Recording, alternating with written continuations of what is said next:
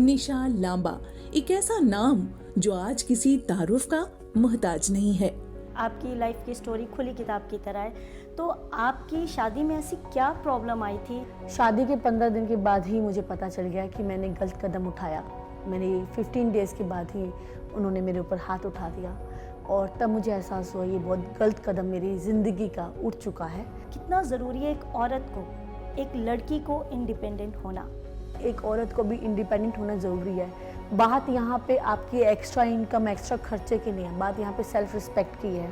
पढ़ाई लिखाई के साथ साथ अपने बेटा और बेटी के हाथ में हुनर ज़रूर दो कि कल को कुछ भगवान न खालसा ऐसी सिचुएशन उनको फेस हो तो वो एडजस्ट ना करें, वो निशा लांबा की तरह स्टैंड अप करें। देखना न भूलें हमारी खास पेशकश ख्वाब हमारे ताबीर भी हमारी, मंगलवार रात 9:30 बजे और बुधवार दिन में 1:30 बजे सिर्फ डीडी उर्दू पर।